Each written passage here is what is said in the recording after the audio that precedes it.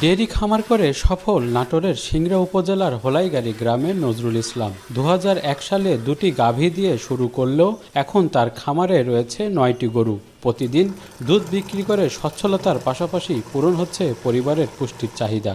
বাজার যখন ভালো হয় লাভটা ভালো হয়, যখন বাজারে দুধের দাম কম হয় লাভের সংখ্যা কম হয়, এবং বছরে যে বাছুর হয় এবং দুধের টাকা দিয়ে ভালো লাভের সংখ্যা কিছু আসে।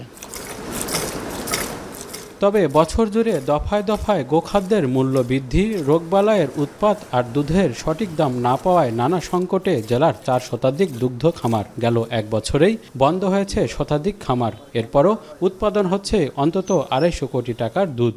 1 কেজি খোলের দাম 50 টাকা, 1 কেজি ভুসির দামও 50 টাকা, দুধের দাম 50-55 টাকা। খাদ্যের দাম অনুসারে আমার গরু বা কৃষকেরা আমরা পালতে পারতেছি না। দুধের যে দাম এখন সেই হিসেবে খাবারের দাম বেশি, সেই হিসেবে মনে করেন যে লস হচ্ছে। চাহিদা বাইরে যায় তখন আমাদের বাজারটা উঠানামা করে এবং বাজারটা স্থায়ী হয় 50-55।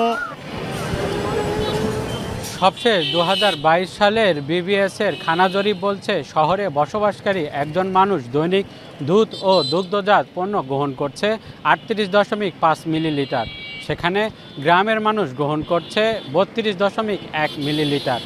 তবে বিশ্ব স্বাস্থ্য সংস্থার মানদণ্ডে প্রতিদিন 250 মিলিলিটার দুধ গ্রহণের নিয়ম থাকলেও সেখানে গ্রহণ করছে মাত্র 50 মিলিলিটার। আমাদের বাড়িতে গাভীর দুধ খাওয়া হয়, কিন্তু আমি সর্বশেষ কবে খেয়েছি আমার মনে নেই। 15 দিন আগে আমি তরল দুধ খেয়েছি, তো আমার কিনা তো সমর্থ নাই, আমি প্রতিদিন খাইতে পারি না। আমি খাই, আমার ভালো লাগে, প্রতিদিনই দুধ খাই, আর আমি দোকানদারি করি, প্রতিদিনই গরুর দুধ দিই।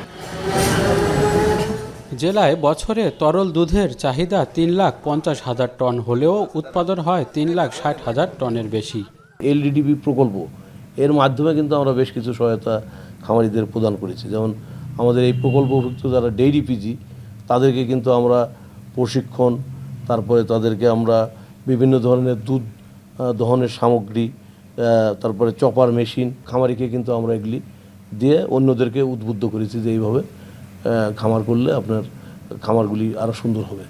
দেশে দুধের চাহিদার প্রায় 70% পূরণ হয় প্রান্তিক খামার থেকে। তাই দুগ্ধ শিল্প রক্ষায় খামারি সংখ্যা বৃদ্ধি, উন্নত জাতের গাভী সম্প্রসারণ ও প্রাণী সম্পদ সেবা প্রান্তিক পর্যায়ে পৌঁছানোর দাবি খামারিদের।